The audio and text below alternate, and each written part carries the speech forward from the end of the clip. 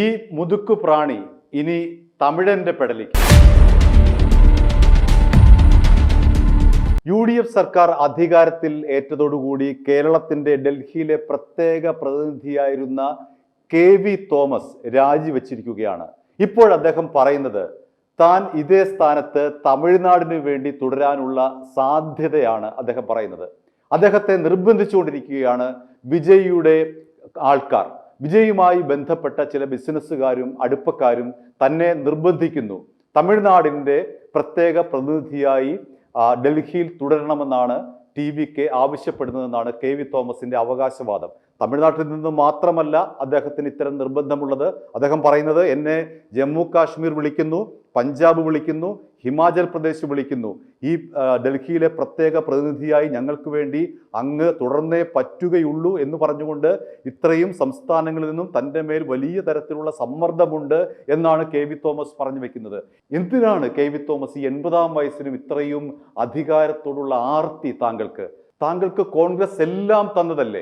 DCC അധ്യക്ഷനാക്കി, KPCC ഭാരവാഹിയാക്കി, AICCയുടെ ചുമതല തന്നു, കേന്ദ്രമന്ത്രിയാക്കി, MP ആക്കി, MLA ആക്കി, മന്ത്രിയാക്കി. എന്നിട്ടും കോൺഗ്രസിനെ തള്ളിപ്പറഞ്ഞുകൊണ്ട്, അവിടെ നിന്ന് ഒന്നും കിട്ടാനില്ല എന്നറിഞ്ഞപ്പോൾ കോൺഗ്രസിനെ തള്ളിപ്പറഞ്ഞുകൊണ്ട് മറുകണ്ഠം ചാടി CPMലേക്ക് വന്ന് അവിടെ നിന്ന് ഒപ്പിച്ച പോസ്റ്റാണ് കേട്ടുകേഴ്വി പോലുമില്ലാത്ത കേരളത്തിൻ്റെ ഡൽഹിയിലെ പ്രത്യേക പ്രതിനിധി.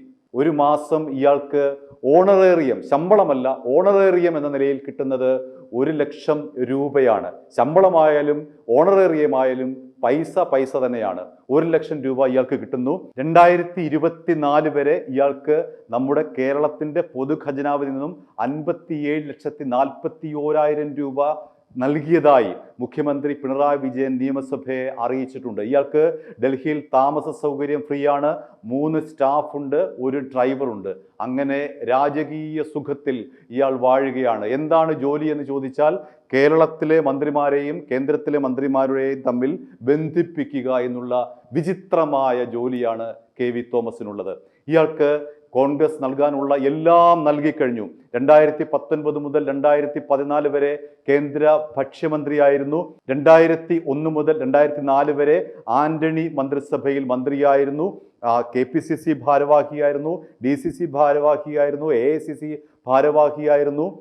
അതേപോലെ തന്നെ MLA MP ആയത് 1984 പിന്നീട് 91 MP ആയി, 96 MP ആയി, 2000 MP ആയി, 2014 MP ആയി, 2021 MLA ആയി, 2026 MLA ആയി, 2009 MLA ആയി. അങ്ങനെ കോൺഗ്രസിൽ നിന്ന് കിട്ടാവുന്ന എല്ലാ പദവികളും അധികാരങ്ങളും നേടിയെടുത്ത ശേഷം ഇനി അവിടെ നിന്ന് ഒന്നും കിട്ടില്ല എന്ന് പൂർണ്ണ ബോധ്യമായതോടുകൂടിയാണ് ഇയാൾ LDFിലേക്ക് ചാടി വന്ന് വീണത്.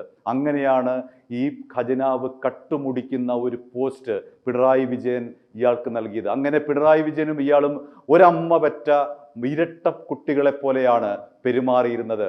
ഇയാൾ ചോദിക്കുന്നത് എന്തും നൽകാൻ പിണറായി വിജയൻ തയ്യാറായിരുന്നു. ഇയാളുടെ യാത്രാ ബത്ത 5 ലക്ഷം രൂപയാണ്. ഓർക്കുക, ആ 5 ലക്ഷം രൂപ 2015 11.31 ലക്ഷം രൂപയായി ഉയർത്താൻ, അതായത് 11,31,000 രൂപയാക്കി ഉയർത്താൻ വേണ്ടി പൊതുഭരണ വകുപ്പ് ധനവകുപ്പിന് ശുപാർശ ചെയ്തിരുന്നു. ഈ ഓണറേറിയവും ഇത്തരത്തിലുള്ള യാത്രാബത്തയും പോരാഞ്ഞിട്ട് ഇയാൾക്ക് കിട്ടുന്ന മറ്റ് ആനുകൂല്യങ്ങൾ എന്തെല്ലാമാണെന്ന് നമുക്ക് പരിശോധിക്കാം. MP എന്ന നിലയിലുള്ള പെൻഷൻ ഇയാൾക്ക് കിട്ടുന്നുണ്ട്, MLA എന്ന നിലയിലുള്ള പെൻഷൻ ഇയാൾക്ക് കിട്ടുന്നുണ്ട്, അധ്യാപകൻ എന്ന നിലയിലുള്ള പെൻഷൻ ഇയാൾക്ക് കിട്ടുന്നുണ്ട്. എല്ലാം കൂടി ചേർത്ത് വരുമ്പോഴേക്കും നിങ്ങൾ തന്നെ ഒന്ന് ആലോചിച്ച് നോക്കുക, നമുക്ക് തന്നെ എത്തും പിടിയും കിട്ടില്ല. ഇയാൾക്ക് ഒരു മാസം എത്ര ലക്ഷം രൂപ വരുന്നു?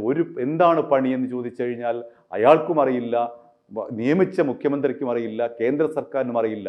ഇങ്ങനെ കേരളത്തിൻ്റെ ഖജനാവ് കട്ടുമുടിച്ച ഈ KV തോമസ് ഇതാ തമിഴൻ്റെ തലയിലേക്ക് വന്നു വീഴുന്നു.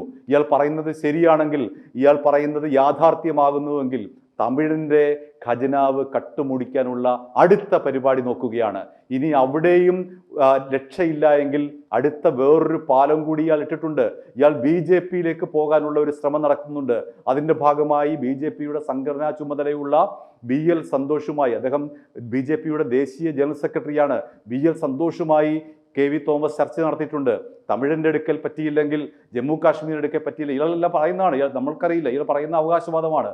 പഞ്ചാബിൻ്റെ എടുക്കൽ പറ്റിയില്ലെങ്കിൽ, ഹിമാചൽ പ്രദേശിൻ്റെ എടുക്കൽ പറ്റിയില്ലെങ്കിൽ, അവിടെ ഒന്നും ഇയാളെ അടുപ്പിച്ചില്ല എങ്കിൽ ചാടി BJP-യിലേക്ക് പോകാനുള്ള മെയ്വഴക്കം ഇയാൾക്കുണ്ട്. ഇയാൾക്ക് അസാധ്യമായ മെയ്വഴക്കമാണ് ഉള്ളത്. അല്ലെങ്കിൽ അയാളെ വളർത്തി വലുതാക്കിയ കോൺഗ്രസിനെ ഒരു നിമിഷം കൊണ്ട് തള്ളിപ്പറഞ്ഞുകൊണ്ട് അധികാരത്തിന് വേണ്ടി CPM-ൻ്റെ കൂടെ വരാനുള്ള മെയ്വഴക്കം അദ്ദേഹത്തിനുണ്ട്.